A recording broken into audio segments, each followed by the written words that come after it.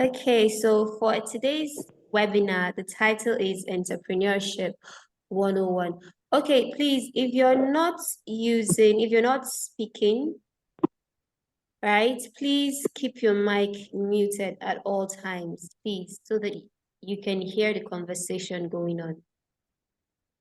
And yes, there will be room for asking questions shortly, so let's just keep that in mind as well.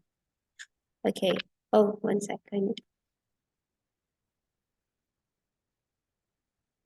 Okay, so we'll just dive straight into the session.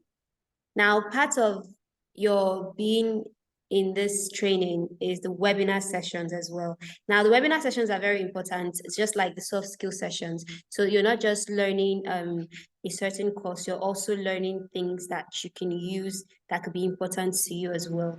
So that's where the soft skill comes in. To learn how to communicate with people, how to address certain situations, and also the webinars also give you it helps to expose you to certain topics as well. Okay, so our topic for today is Entrepreneurship 101. So, Mr. Victor Falabi, are you ready for our questions, our session? Yes, definitely. Okay, sorry, let me just get the questions. Okay, so our very first question today is,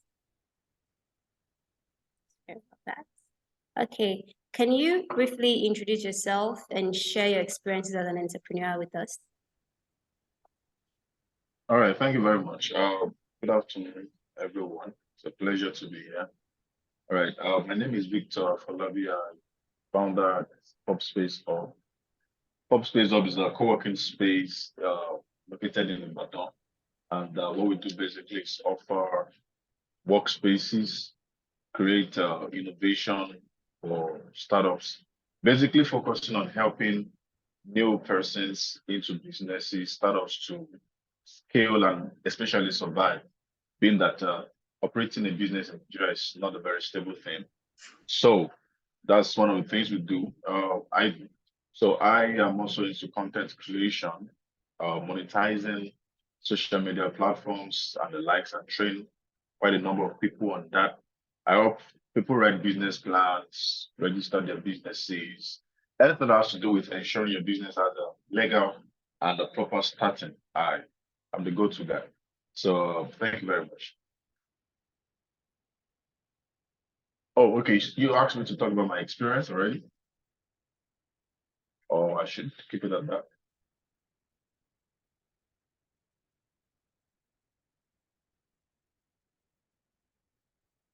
I can't hear you right now. Okay, sorry about that. I didn't know I was muted. All right. Okay, so share your experience as an entrepreneur, just like a little summary of your journey so far, like what's been like. Oh, okay. Yeah, well, just like every entrepreneur, it's been a long way. So basically, I started my 100 level first time I left my parents' house. So I had the idea, and then I used to have like this small camera then, and I haven't learned very few skills as a photographer. So I picked up the idea of running the photography brand in school as an 100 level student. And it was a bit successful until I needed to pass my exams and had to focus on my studies. I didn't know how to manage that. So that was how the business ended. But at least I made a few cash. Then in 200, 300 level, I started a delivery business as a student, seeing that a lot of students needed food. And the school I was quite far from town. So why not help them get the food? Students are quite lazy. So can do the hard work, you have their money. All right. Then as a corper, I learned graphics design, branding with my Alawi, and that was how I started a branding agency also.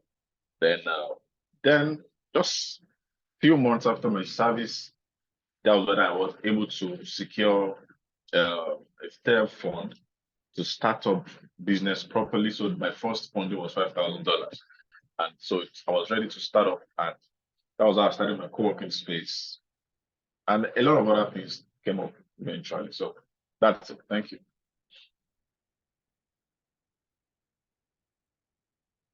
Okay, so the next question, Okay.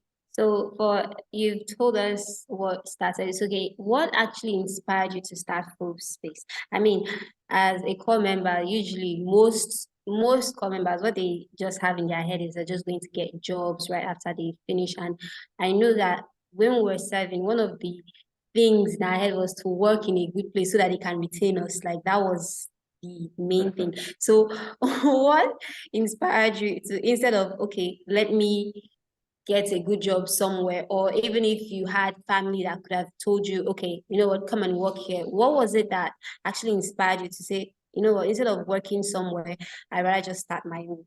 Like, what was the inspiration behind that? Okay, so I got into university with a course I got to know of when I got admitted. So which was geology. I never heard of it until I got admission and eventually, oh, so I became excited. After a few research, my parents felt like, wow, you need to do this course, oil company job, blah, blah, blah.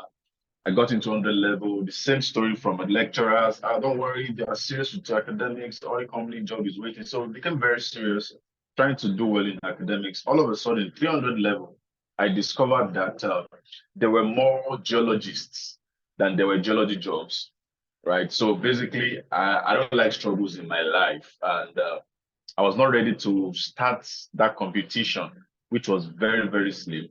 So I decided at 300 level not to go to get a job, but to create some. So basically, it was the hatred for the rat race of having to look for a job, knowing that the chances are quite low. And so I decided to learn entrepreneurship and begin a journey at this.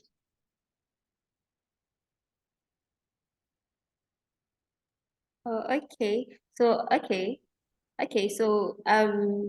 in this program, part of the reason we have YTP is so we do full trainings where we train people for 7 weeks straight, literally on digital marketing, different courses, web development, and all of that. Yes, it's free also, but this particular one is just to like enable people. Mostly, I think they not. I think the main aim is to help those that are just trying to start up, those that have businesses to just be able to do a few things on your own, and also to help them just get into the space of freelancing. So, okay, what advice do you have for someone who is just starting and looking for probably funding options or just to start into the freelancing space or something like that? Okay, you mean freelancing, right?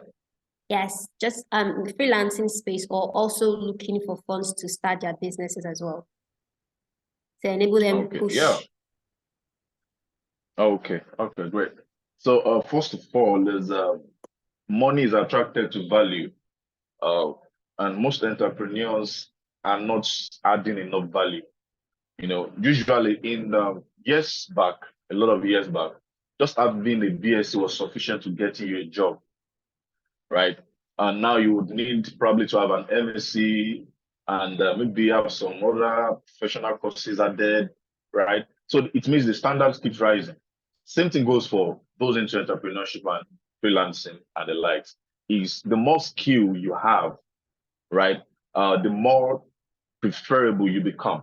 So as a freelancer, you need to have as many skills as possible. I meet a lot of young people these days and they're like, what I'm learning is this and that. I'm like, okay, learn as many things as you can. Yeah, there's someone I work for as a graphics designer. All right, she has a like a crutch, so I design all of their stuff. Then after a while, she started consulting me business wise, okay, business plan and all of these things, all of these other details started coming in. Now, imagine if I didn't have that skill, I'll probably have to yield or let her go to somewhere else to do that. But eventually, we started with graphic design. Now we're moving into business consulting. So basically, be extremely valuable. Be extremely valuable. Add as many skills as you can, as many skills as you can, just because you may be starting with one thing. If you're going to be very successful, you would eventually do a lot of things, right? Then, secondly, be reliable, a person of integrity. And money shouldn't always come first, right? You will eventually get money, and as an average Nigerian, whatever you do, Money is a goal. However, if you intend to go really far and get a lot of things out of what you're doing, you need to be reliable and not be greedy. Be reliable and not be greedy. So first of all, be a person of value, have sufficient skill. Eventually, you find it useful that when you become an entrepreneur or a CEO, as the case may be, um, you will have situation where you have to replace the staff until another one is hired. In fact, when you're starting, you are like the CEO, you're the CTO, you are the whatever COO, whatever other operation, you are the only person until eventually, of course, you have to hire people and the likes. However, for them to give you top notch, you must be able to you have to train them. And if you're going to train them, it means you are skilled at that thing you want them to do, just that you need people to do it. So please be extremely valuable. Add so much skill to yourself. Also, be a person of integrity and be very bold to go for things, especially if you are looking for funds. Your funds are hidden at places you probably don't want to go to. Your funds are hidden in documents you don't want to write. Many business plans are like, I can't write business plan. Of course, if you bring it to me, I will charge you and write it for you. However, the first business plan I wrote to get a grant was the one I wrote myself. And for a body like that should have accepted my business plan, it means I've done work for myself, learning what was necessary, right? What was necessary. So please, you need to be bold because you will need to confront your fears to get your money. All right. So I think those three things: be very, very valuable, be a person of integrity and character. People don't like to associate with people they can't rely on. You know, people can trust you with money if they find out you're very credible. And finally, just face your fears. Those things, people don't like numbers, for example. I didn't study accounting, but eventually I had to do a lot of accounting. So I had to learn on the job. So please, you need to be able to do these three things. I think you'll be fine. Okay, so I would say that what you just said is completely true. I knew my boss would always say when I got employed at this job the first time, he would always say things like, this thing you're doing, this job I gave you to do, I can do it myself. And it's not actually a lie, it's true because I've learned so much from him. And when he gets to see you that you've gotten to that place where he can actually give you something, he'll leave it for you. Eventually he just throws things to you and like, let's see how you do about it. So it's always important to be a very patient person. I've learned that it's very important to be patient and do the hard work that people don't want to do. So yes, I actually really concur with that. It's very important. Okay, so what are some common pitfalls or mistakes that aspiring entrepreneurs should be aware of, and how can they avoid them? Oh, okay. I think I would say, first of all, avoid spending too much money. There's something called burn rate. That is how fast you burn the cash with you. That thing, cash is king, is very important. All right. And so it means whatever cash you have at hand, maximize it. Maximize it. You don't know when the next one will come. So please maximize it, especially those that get grants, opportunities, because I believe God has created opportunity for everyone at a point. There's no man that was born and doesn't have his moment of opportunity. So when that opportunity comes, because it will not always come, right? So whenever you get the opportunity, maximize it, especially the cash. Cash, maximize the cash at hand, right? So because a lot of entrepreneurs just wants to spend on frivolities. You want to look like CEO online, wants to probably go for some photo shoot, which are good. They are very good. If you have some photo shoot where anybody that clicks on your LinkedIn profile will be like, yeah, man, this guy is something. You know why? There's not much on ground. So it's important to, have your money management intact. If not, your business would die. Because especially if you're a startup, you would have to spend. But if you can actually do a lot of things without spending, you should. Because you will need cash to keep running. Anything can happen, especially if you run a business in Nigeria.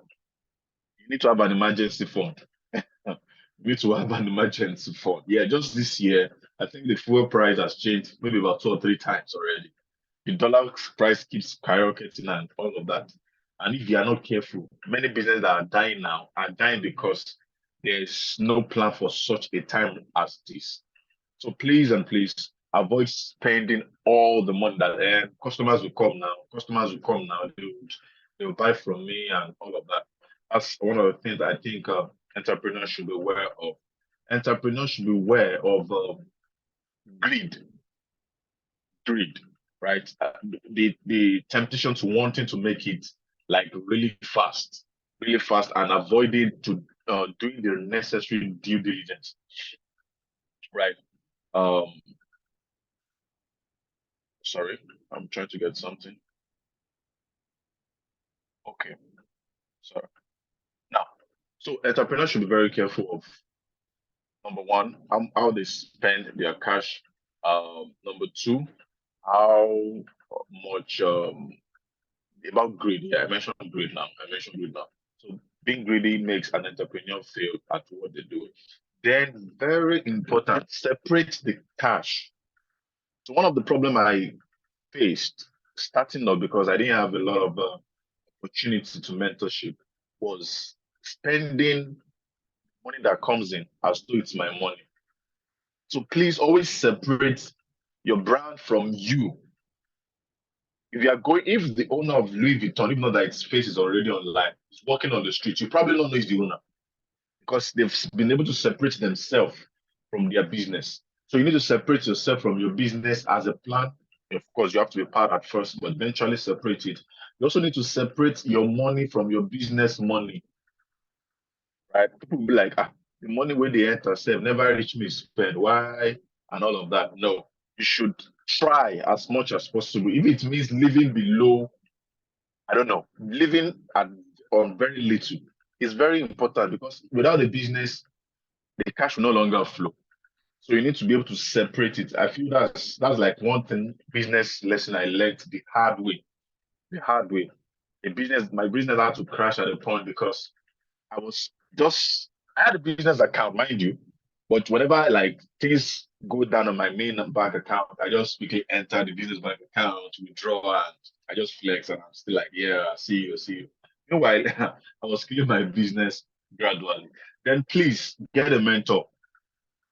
Yes, your path will be a lot smoother if you have people that has gone ahead of you, that you are listening to. Their mistakes becomes your natural lesson, and easily you're able to overcome those hurdles. So I think I'll stop at that. One is uh, don't be greedy, please. Don't be greedy. Don't try to make all the money in 1 year.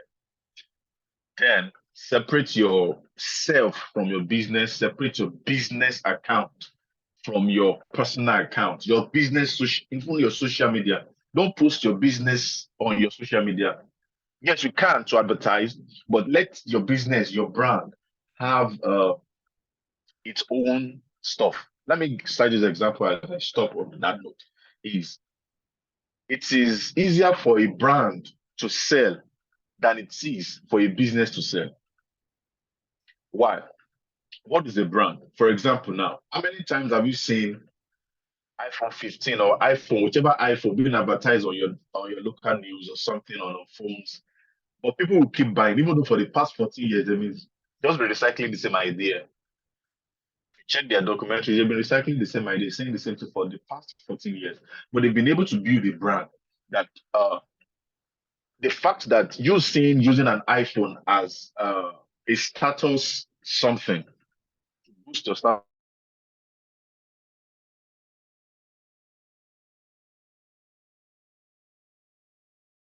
or something. I don't know how people see these things. Okay. So for some time, they've been able to sell the idea and build the brand in the mind of people. So their business is no longer about them.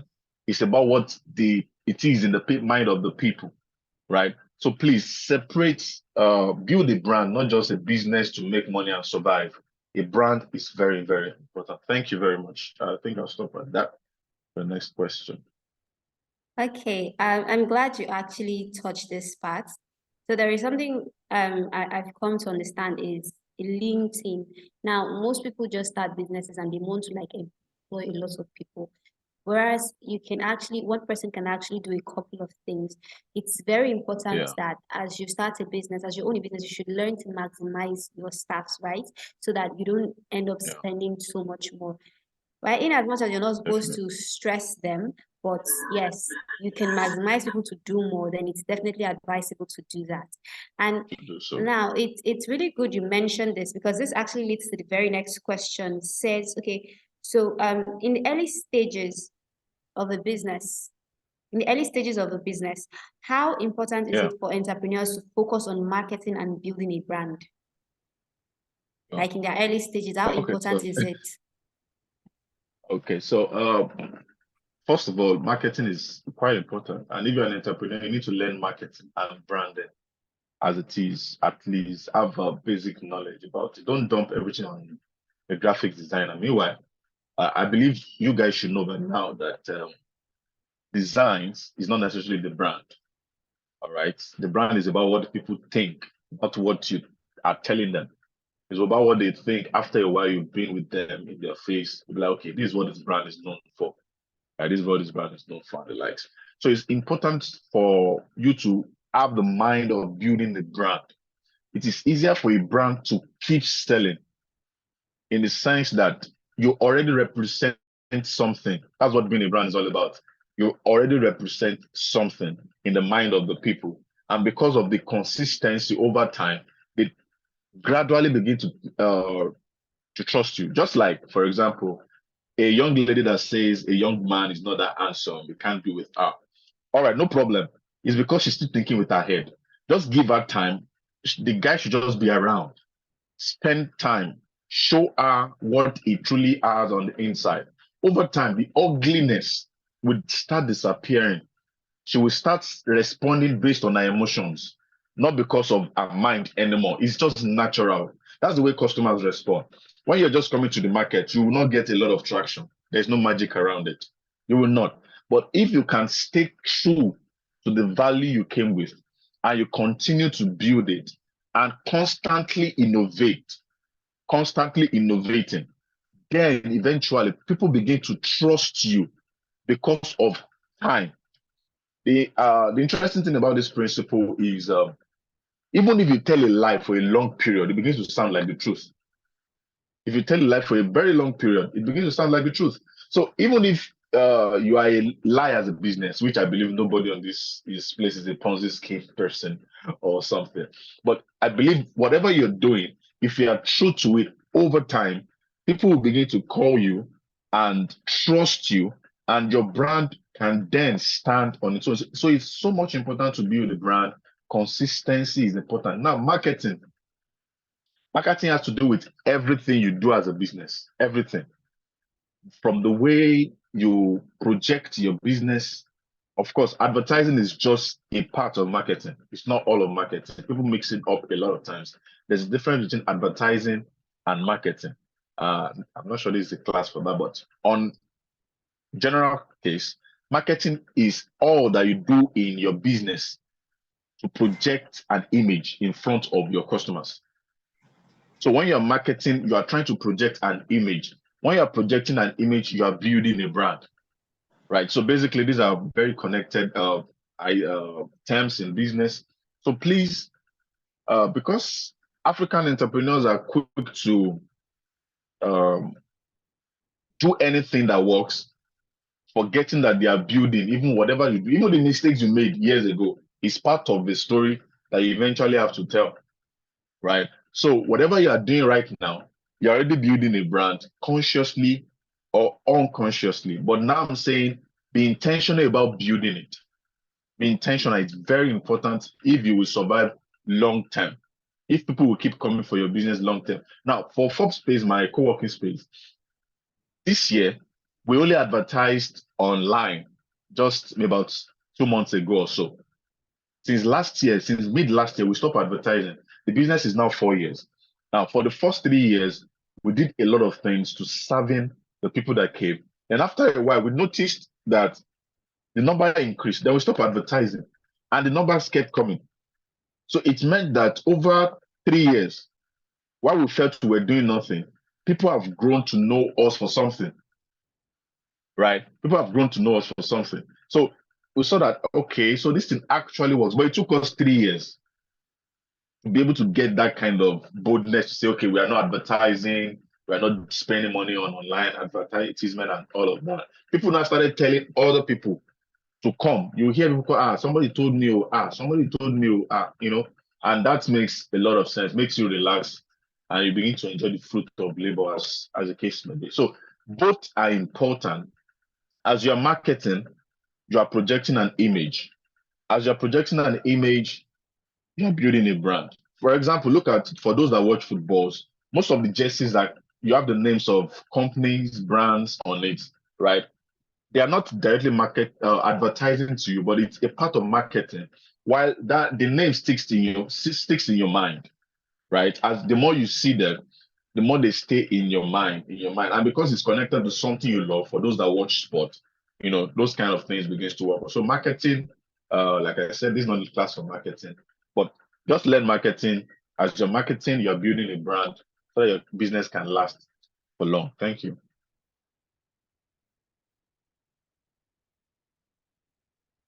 Okay, thank you for this. This one is that line you said. It's something I discovered recently, that branding is not advertisement, and then branding is not also design. Okay, marketing is not advertisement, and then branding is not your logo. Yeah, so it's something I actually learned recently. Learned it on the job, so I'm actually proud of that. So that leads us to the next question. So most people that own businesses, right? They just like start. Yes, I bake. So yeah, just bake cakes and then that's it.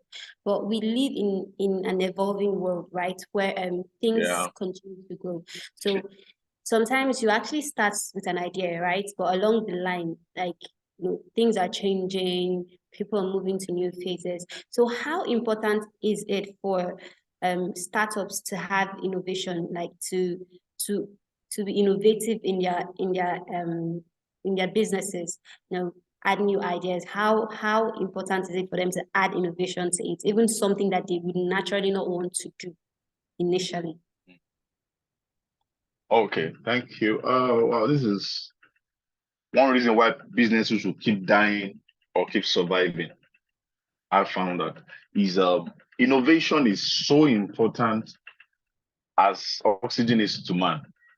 Now, I heard of a company recently, Sony, that decides to be innovating every 3 months. So they keep running like an iteration, if I will call it, every 3 months.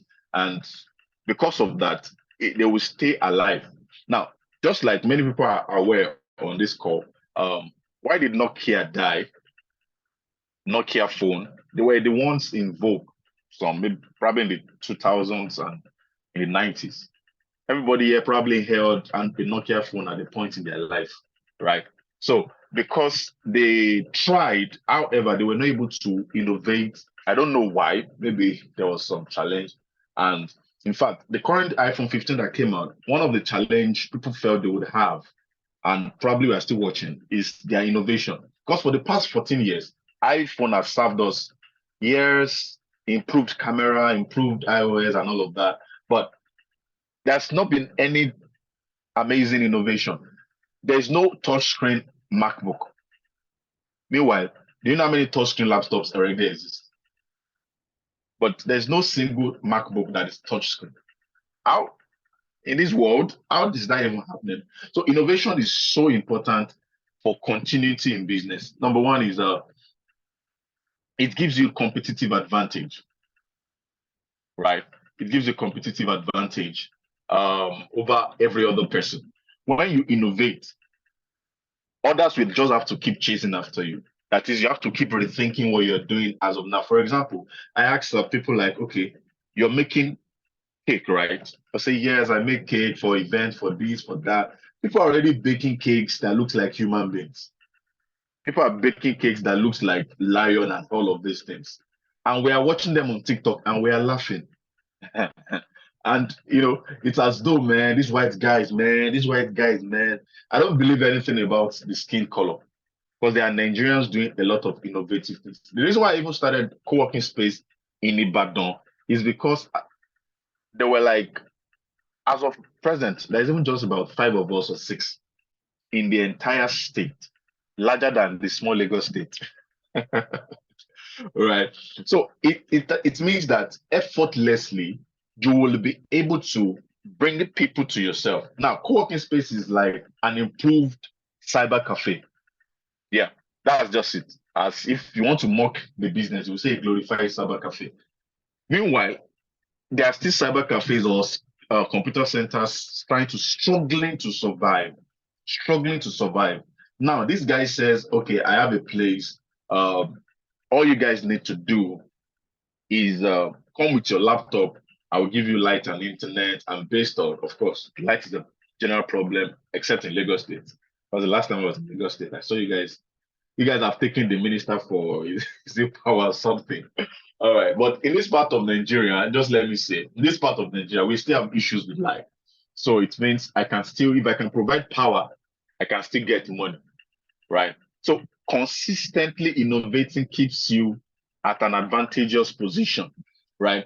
Adapting to change is so important that if imagine a business that is not online right now, how do you even create, like, people start trending your product? How do you even advertise to people? These days, people don't even have a website. All they have is a social media account, and they are doing extremely well, right? If you innovate, innovation is important because the wants of the customers are constantly evolving, right? Years ago, you would not need a video call. What was a video call? Just WhatsApp. You see how fast WhatsApp is evolving. I recently they updated and added is it channels now? You can now have channels on WhatsApp. I just see them try to compete with Telegram. Basically, that was Telegram was one of the things Telegram started having channels. Everybody's innovating. So innovation forces others to advance, and everybody gets better, gets better. The business gets better. The customers, because their needs and the human business can never be met, can never be met. It will keep evolving. So if your business would matter in days to come, you need to embrace innovation from time to time. Innovation helps us solve current and significant problems. Current and significant problems. Somebody's saying that want to start, let's say, a computer center. I want to start a food business and all of these things, which are good, which are not bad. But now, if I want to start a computer business, what am I supposed to do? I should be looking at offering courses on trainings, not just come and photocopy, come and browse. I don't even know how you will survive. Who is photocopying these days of PDFs and just sending stuff and up and down? So if I'm opening a place with computers, right? Maybe I have a place where I've already bought computers. Okay, what am I supposed to do? Before I used to people used to come and type their project and likes. Everybody has a laptop. You can even type your entire project on your phone right now. So what am I going to do? I'm going to offer what's not available, right? People wants to get skills. So I can convert my business center into a skill acquisition center. I can rent it out for schools that wants to rent or do exams, CBT exams and the likes. Meanwhile, that's not what I started with, but I have to evolve with time if I must survive.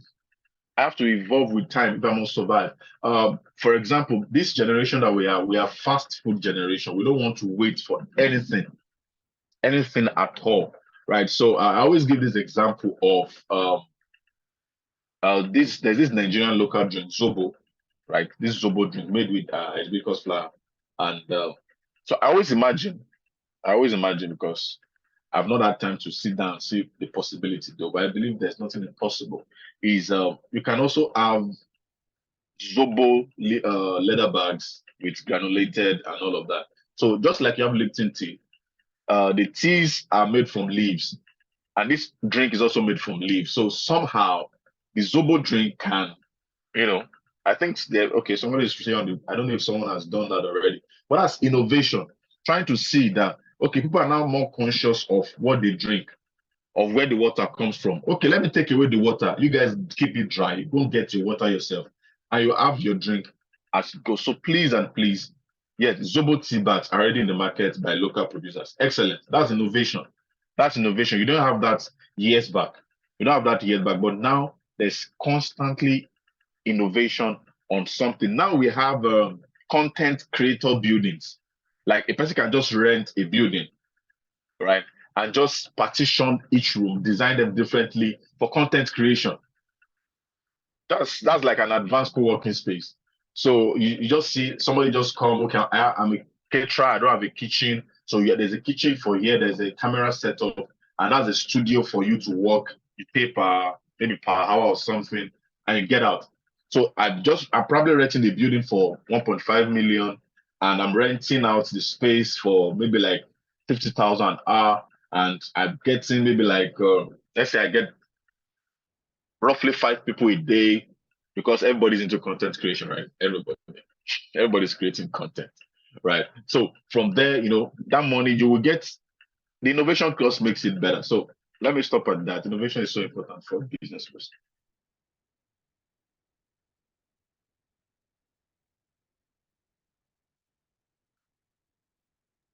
Okay, sorry about that.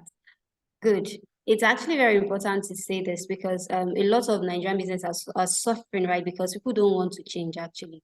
Man, I Yeah. know people, I know business owners that don't want to change. That's the idea, nah, that's it. And that's why they're still where they are. But it's good that this information is actually coming out to the limelight and a lot of people are actually embracing it.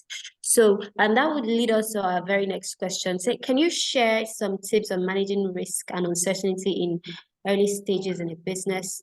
Like, I mean, what it is to be into a fast early stage of business. So what are the tips that you personally use to manage risk and uncertainty when you started out? Okay. So managing risk is first of all, well, you can't prepare for every emergency or eventuality that you will eventually encounter. Right? You can't totally be ready, but there are a few things you can do to keep yourself ready. All right. Usually, most risk in businesses deals with finance, actually. From my own perspective, how people manage money. So please, you need to have your money management skill and how to manage money. If you know how to manage money, you will minimize majority of this risk you would face when you are running a business. Just like this year, it's a very perfect year to use as an example. A lot has changed very fast. A lot has changed very fast, right? So without proper financial management, people would not be able to, the surviving ones will not be able to mitigate the current risk they are facing, especially for businesses that run on fuel and all of that. They would constantly have problems, managing or going forward. You will have to keep editing your prices and all of that. So please, financial management is key. Then you need to diversify your revenue stream, right? The fact that you're doing one business doesn't mean that's all you should be doing. What do I mean? Is for example, I run a co-working space, right?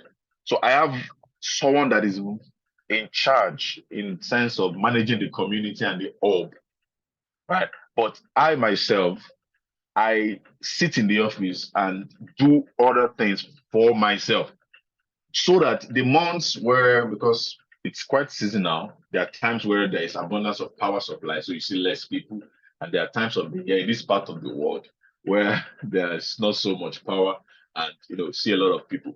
So because of that, you need to diversify your income. Okay, let me say, for example, you're baking cake, for example. So one of the streams of income is you're selling cake, right? And the second stream of income is you can train people on how to make cake. You can start trainings, have videos and courses that you can sell. The third one is you can begin content creation and monetize your platform by earning from just get a good person to film you as you're making the cake and you post it online and people access it, and that's it. So that's third stream of income. The fourth one is you can also start selling the materials for making cakes and the things you know that cake makers would need the most. So that's like 4 streams of income, right? And then if you are good at managing things, you can, because of cake, people that use cake are people that have events, gradually can start introducing yourself as someone that can manage events if you are good at managing stuff like that. So because you make cake, you have access to a lot of people that are doing celebration. No matter how small, you can just start just for experience. That, okay, you're having a small birthday party. Can I help you plan it? I know I'm making your cake, but can I also help you plan it? I'm very good at this. And it's just like, okay, let's try you out. It may not be that they will give you money at first, but you know that you're already building something. Remember building a brand. So now that's like a number 5 stream of income from your ability to make just cake, from the ability to just make cake. And that's like a lot of things. So you need to diversify your source of income because risk, to mitigate the possibilities of risk. Of course, this is very important. Insurance. There are very few businesses in Nigeria that are insured. Very, very few. Very few. And there are all kinds of insurance options right now that are not as difficult to understand or difficult to access like usual. These insurance companies are innovating to try to see a better way to connect with people. So I advise you to also insure your businesses and all of that. Then you constantly learning. Last thing I would like to say is you should constantly learn. Never stop learning. You're a business person. One of the things you are supposed to be doing online is learning, learning, and learning. If you stop learning, it's not just you that will start dying. Your business is dead. Thank you. Okay, thank you so much for that. And you see this part of diversification. It's funny how one of the things that got me the job I'm working now is currently because I could manage events, right? So I can manage events, and now I'm like channel that to managing programs. Is it the same thing? Not really, but it's the same thing. So it's like you have to learn new skills to manage it. But if I didn't even have that experience before, I probably wouldn't even be looked at. So that's like something, exactly, that's something that stood out. So it's not just diversification is not just something that can go for businesses, it also goes for jobs as well. So it's why no knowledge is actually lost. And so I'm actually really glad you brought that part up. So the next question on our list is like, okay, what resources or support networks are available for entrepreneurs to help them on their journey from idea to businesses? Do you can you give any resources or support networks that are available that people can easily access, right, without having to pay so much? Okay. Yeah. So while the call started, I remember you talking about that you have like WhatsApp group for the members or participants. So that's your number 1 network. Yes, you need to leverage on that. In fact, there's this game or stuff that business people play. They call it reciprocity circle or reciprocity ring. While just people sit in a circle and everybody talks one problem, then you eventually discover that the solution that you all seek is probably within you seated. Just because, okay, you need this. Oh, I know someone that has this. Just by engaging on that platform that Nets Factory has provided, you can actually leverage on that. Then secondly, everybody needs to attend University of YouTube. All right. Everybody needs to attend it. I go on YouTube every day with a goal of learning, There's almost nothing you're looking for information-wise that Google and YouTube has not made available. There's not almost no information. It's just that people want everything handed out to them like that. And it doesn't really work that way all the time. So those 2 things. Then there are a lot of Twitter and LinkedIn groups that you could or threads you can follow up with that that deals with your line of business. Then of course trying to link up with people that are in your field that are doing well. Then also please go for paid courses also. Yes, when you go for paid courses, they don't usually end good. Somebody said I learned how to bake cake perfectly on YouTube. So I don't know what anybody is looking for. as long as you continue going to the right places, you keep meeting the right people. As long as you don't keep your mouth shut, you will continue to get the right access. Right. So there are many platforms, but I'm skeptical about recommending a lot of platforms because we've heard stories of quite a number of large entrepreneurial platforms. So please, I would say just start with the one that you have been provided with on this platform. Visit YouTube a lot, visit Google constantly, join the ones that maybe you have programs. Basically, I'm on if a lot of them. There's this Google also workspace or something. I joined. After that, I became part of the network. So whatever information flies, I get it. I was part of the yearly online program at a point. Now I'm on that platform where there are more than like there are other African people there. So even if I want to do something in another African country, I can easily reach out to someone on the network and move at that. So I think those are the platforms I'm on, the ones I can recommend. Okay, thank you so much for this. I mean, and it's funny how I think recently was that this week I was having a conversation with I took a ride, I was going somewhere, and then the rider, as I was leaving from the office, and the rider was just like we had a conversation that led into what I do.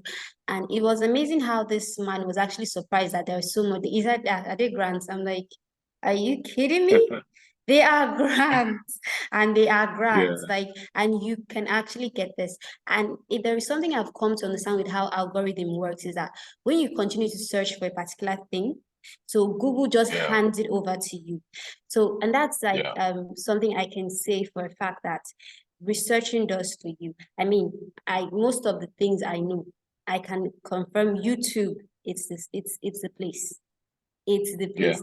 It's one place. I have like 4 YouTube tabs open on my laptop every single day. Each of them is doing one thing or the other. So it's just very, very important. You could continue your research and, more information, new information. In fact, what you didn't even know how to put the right words to search for just pops up. And with time, like algorithm, it just helps you, it makes it easier for you. So I'm actually glad that you mentioned that so that they can learn. So that would lead us to the final question. So lastly, do you have any parting words of wisdom or advice for our audience or aspiring entrepreneurs? Okay, word of wisdom. Make me look like an old man right now. All right. Well, if I have to say anything, I would say please focus. Yeah. Entrepreneurship, like I believe many of us are aware, is a long journey or marathon, like they say. It's not like a short thing. Thank God for those that are able like to eat success early on time. But usually they don't last because the lessons that comes with um, taking time before you get to limelight is you can't learn it just by book. That's just come by experience in that scenario. So please let's focus on creating and please when you are solving a problem, solve a very significant problem. So I got this lesson from movies in the sense that I see that in movies, people that commit the greatest crime actually seems to walk away. So I always tell people jokingly, like, if you want to commit crime, commit big one. You want to steal money, steal very big money. You want to solve problem, solve big problems. Yes, you might not get there at first. For example, you have a passion for solving the power problem in Nigeria. It's a very lofty idea. It's a great idea, but there's a way to start small. Someone that wants to start, that wants to own a solar plant, should start by selling solar products. After a while, selling solar products, people will start trusting you enough to consult you for solar solutions. After a while, getting solar solutions, you start getting connections to the people that matter. After a while, you start, as you're saving up in your way, you are building your whole solar shop. And as you progress, one day you'll be able to achieve the big goal. But people want to start at the top. It's lonely at the top. Oh. So please, please stay focused. And if you are solving any problem, even in making cake, make sure it's a significant problem. People are making cake. What is different about what you're doing? Why should anybody switch to you now? Why should anybody switch to you now? That's what makes the difference. Stay focused and solve big problems. Thank you. Okay, thank you so much for this conversation and time. So I remember when I don't know if that person is on this call, someone said on the group that oh they've attended so many programs back to back and they have so many certifications and they don't know how to what they're looking for is mentorship and say internship and things like that. So there is I felt like obliged to answer that question, but I just wanted to see what was going on. I was hoping that person would stay longer so that they could learn something. If there is something I've learned from uh I think I learned that lesson from my service year. There was this guy I met, like he's really good with, he could build websites and could do all of these things. And like, you can do all these things. How do you not know what to do? And it was like, the people with the skills don't know what to do with it. It was funny. And I was like, are you serious? But it's actually a dilemma, right? People learn, and I think it has to do with the culture mentality of Nigeria. Like my boss always say, it's a culture mentality.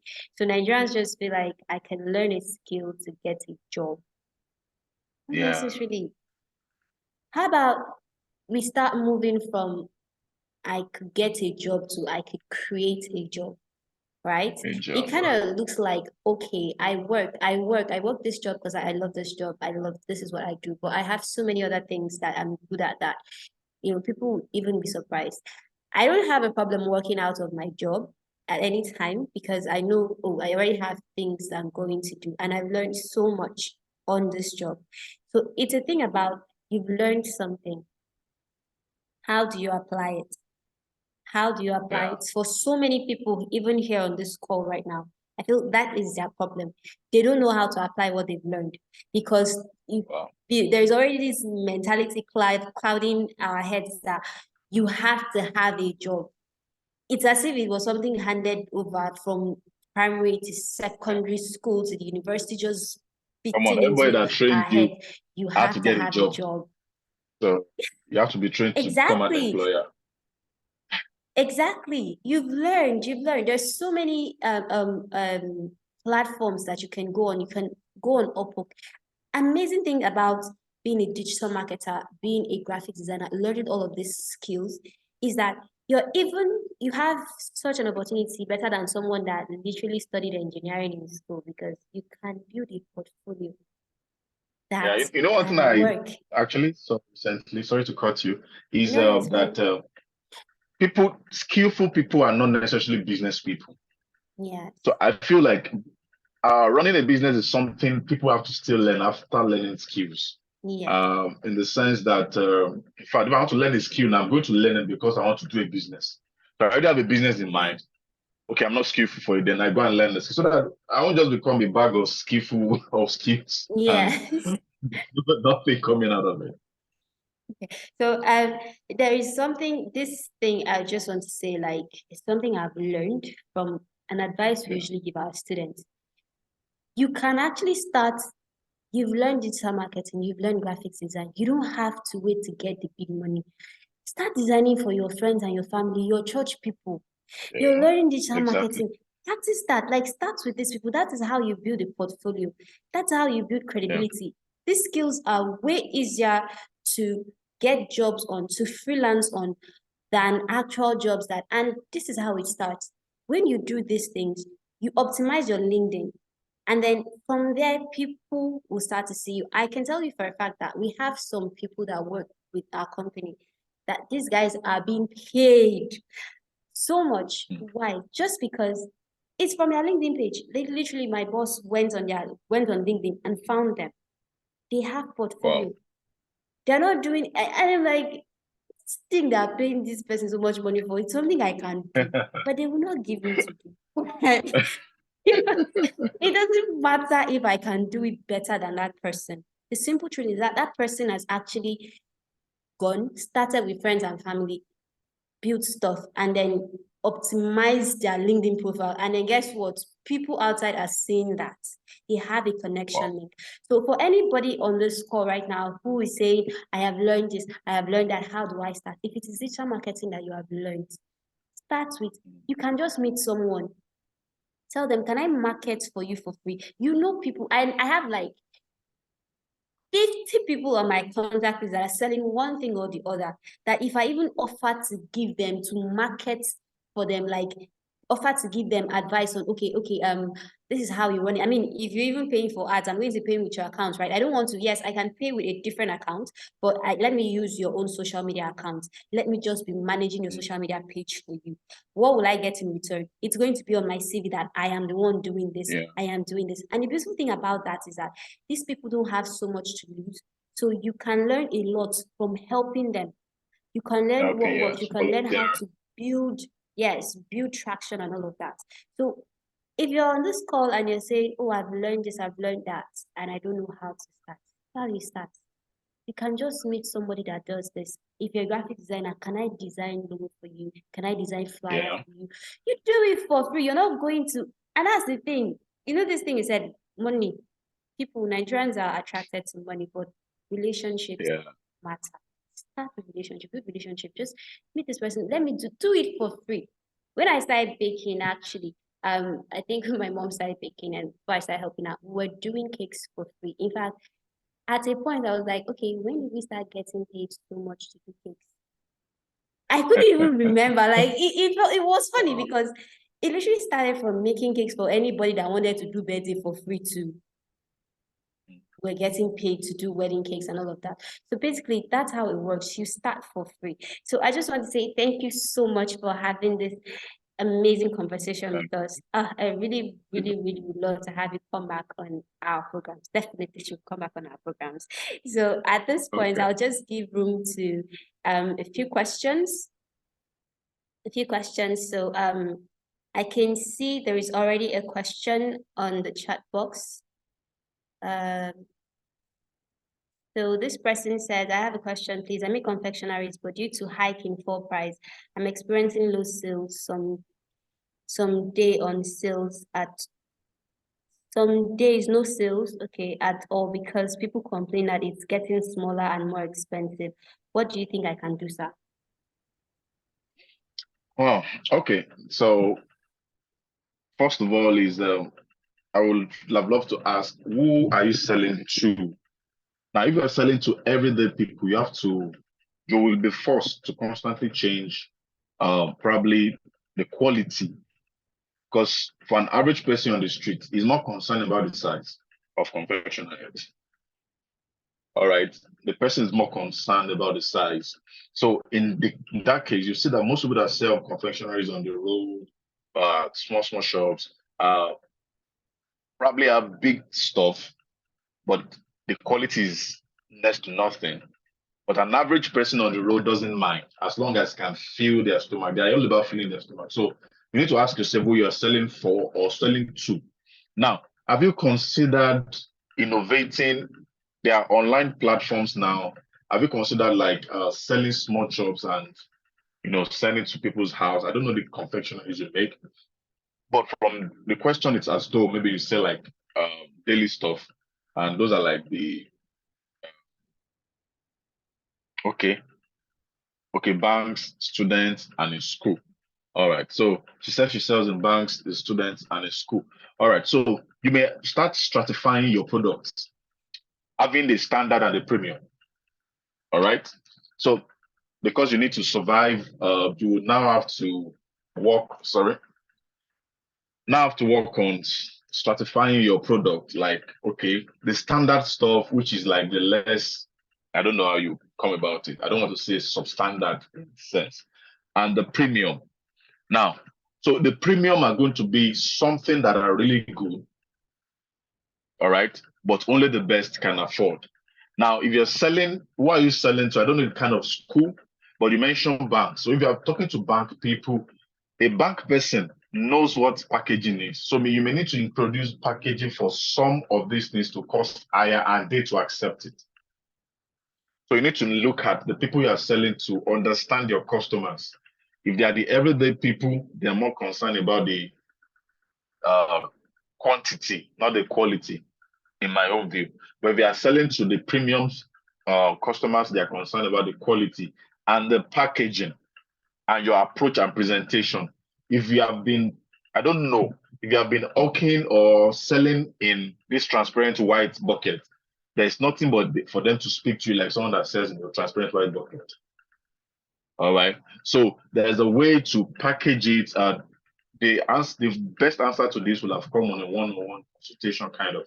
But on general notes, you may start looking at stratifying your customers, having two type of products: the ones everybody can afford, and those that wants to eat good stuff can afford. And you make that obvious by the packaging, basically. Packaging. And if you want, you can start targeting the best guys, the premium guys only, so that even if you sell once a week, you're still fine. So I think that's the safest way to. Okay, someone say, can I speak? I think someone wants to help. Okay, she's the one that asked the question. It's okay, Faith, you can unmute and ask. Okay, hello, can you hear me? Yes. Okay. The thing is, the business, I just started it like last year, September, and this year it makes it a year. So I started like from going to the bank, like just going to the bank, I advertised to them, this is what I do. I started from chin chin because I make chin chin very well. So I started with chin chin, I sell to them, I make 50 naira on like in those small, small transparent nylon. So I take it to Okay. them and sell to them. So gradually I added donuts, I added meat pie, Okay. I just added small chops to it just for recent. So cake too. I don't know how to bake cake very well, but I learned it online, so I'm very good at it now. So I have started to get Oh, little excellent. cake order. So, but because of the fuel price now, because the banks where I go, it's far to my school. So I had to take bikes to all those banks, and it's not in a place. So from this bank, I'll take bike to the other bank, and spending on transport and all of that too. I will have to Yeah. generate the money from my business. So everything is making the Okay. whole thing reduce the quantity of the Profit. products I'm offering to them. So, and it's also reducing my own profit. Some days when I get there, they'll be like, I'm late. And some days when I go, due to lectures, I may not go today, I may go tomorrow. When I get there, they'll be like, I'm late, I should have come earlier. I'll be like, I'm a student, I have to attend lecture before coming. So some days when I get there, they'll be like, no, they are not buying that it's small. So I don't really know what I can do. Even in my school, they do complain that my product is small, that what they need is not quality, that they want something that is plenty. Even when I did the one that is not with quality too, and at the end of the year, I try to analyze it. Okay, how much is the cost? How much is the profit? How much is the income I'm making from this?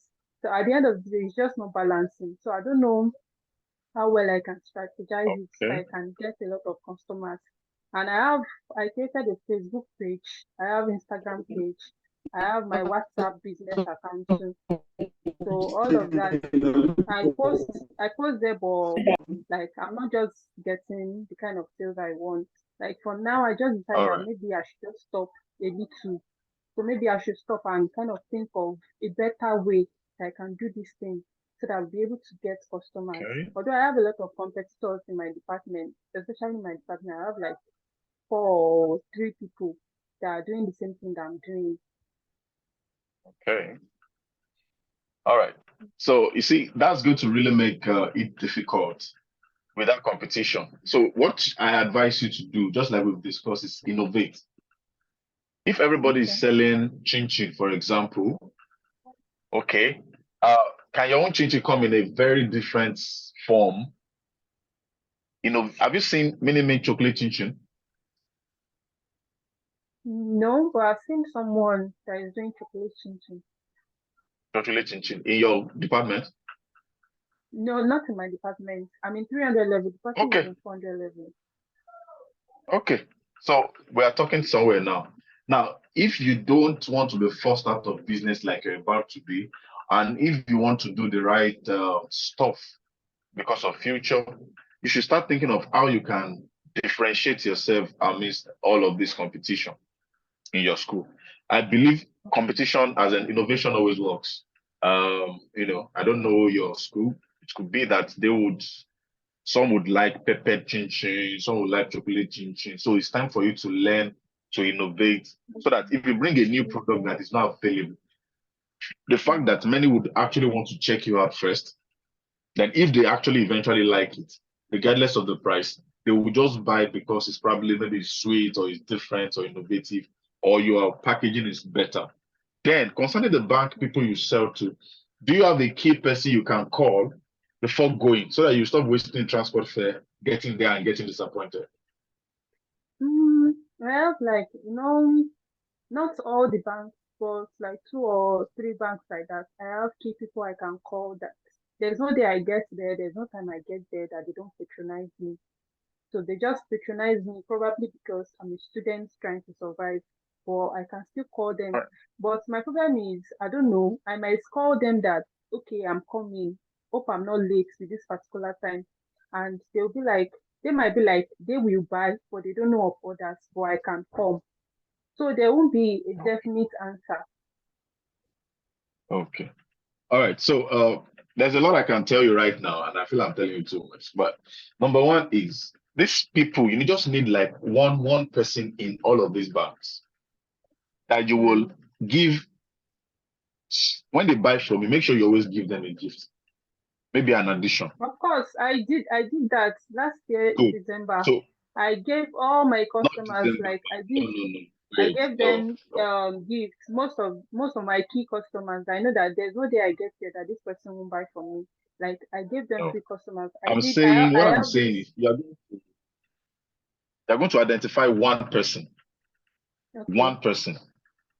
okay, When the person buys from you, you also give every time something that will not harm you okay. to the person. Now, one of the things giving does is it opens doors for you. Now, that kind of Yeah. person, if you have done it over time, they begin to trust you sufficiently enough. And when you call them like, hello, I'm coming. I would like to know if your people will buy and all that. Next time, they'll be the one, instead of telling you, I'm not sure they will buy or not, they'll be the one telling you, becoming, and be forcing. They can influence their mates to buy actually. Hmm. And that's what you need. You need someone to influence others so that your marketing and your selling will be easy with the banks. You just need someone that would influence others. So if you can get someone that will influence others, you will make a lot of sales. So that's what I feel you should work on right now. Is working to securing the trust and the favor of just one person in all of these banks. Then they will help you with their mates. They All right. understand what their mates want and all that. Then ask for, do you always ask for feedback reviews? Yes, sure, I do. Okay, you should, so that whenever they give you reviews, okay, this is what they don't like, this is what they like, always implement it and like that. But I believe that most of your markets for the general market to be in school, the everyday market, because you spend more time in school, and the premium guys will be in bank. Yeah. Yes, I know there are plenty people in bank, but you should try to move them to the premium side. The packaging, I don't know how your packaging is, if it can stop being in a nylon, if it can be in some other packaging that is good, and the prices. So don't go like you need them to buy. Go like if they buy, it will be good for them. What you're Okay. selling is good. It tastes better than what is on the street.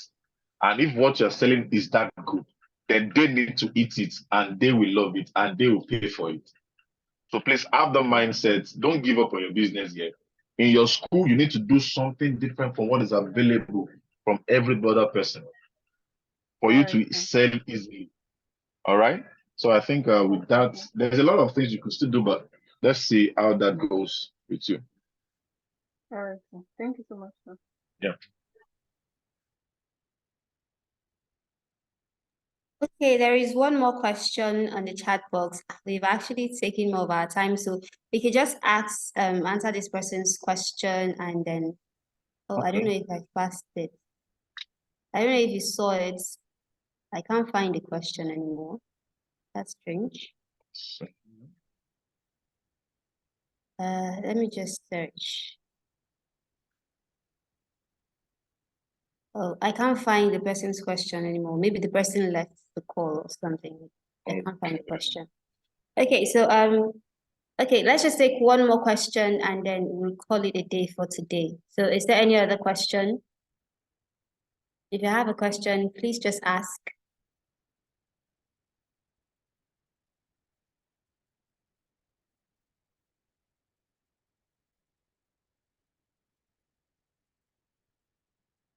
Okay, so obviously we do not have any more questions. So I just want to throw this in before we go. Hello. So I can hear you.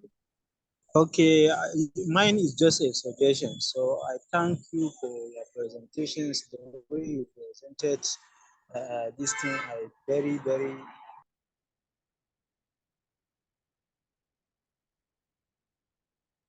Hello, Yakub. You're muted.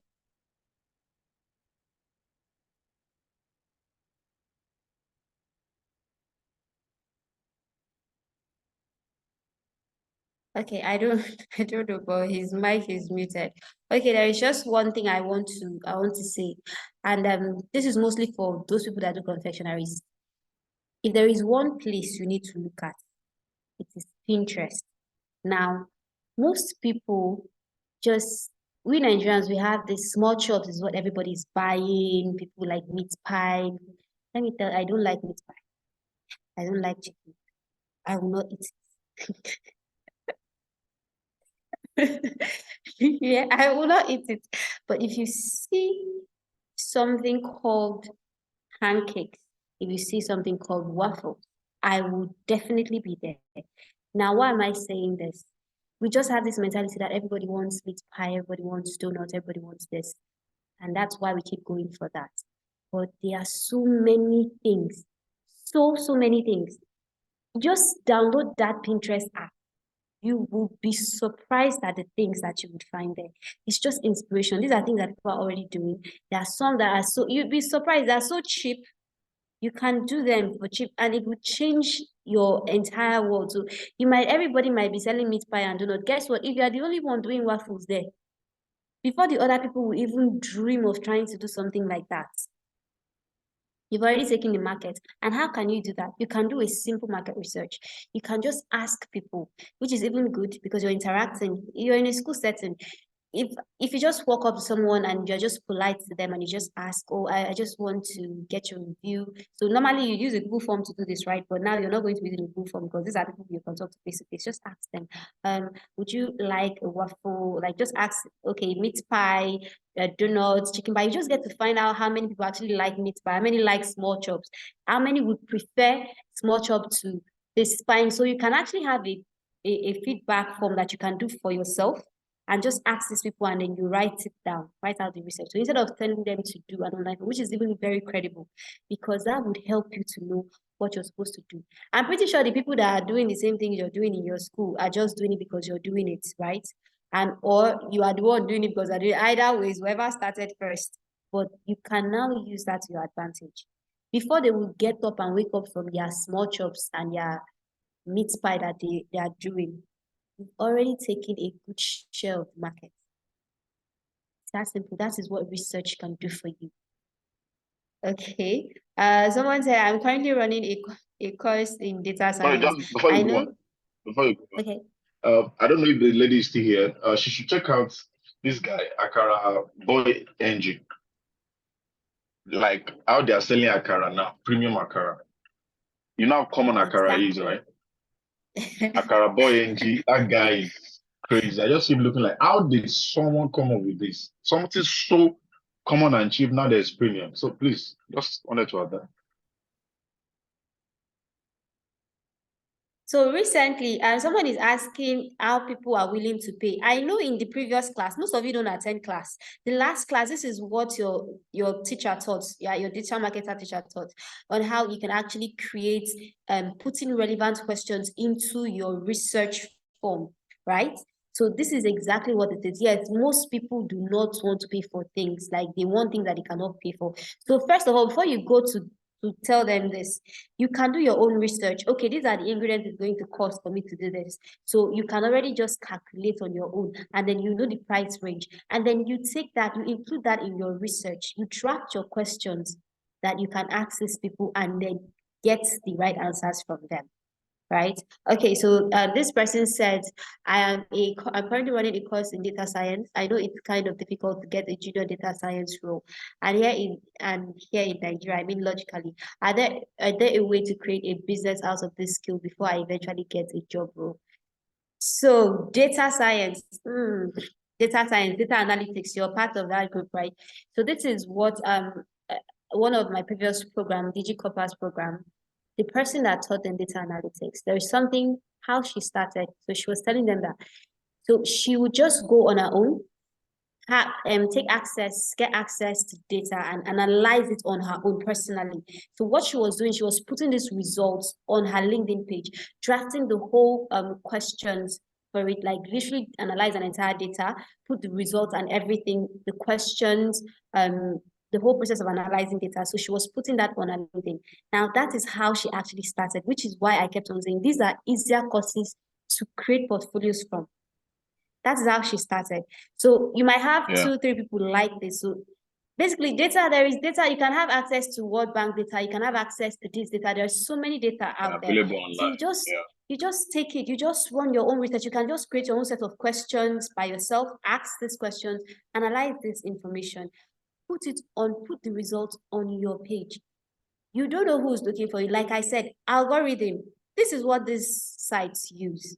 So they would be helping you put it out. As long as this is what you are doing, this is where, so they keep bringing people that are in that circle to you.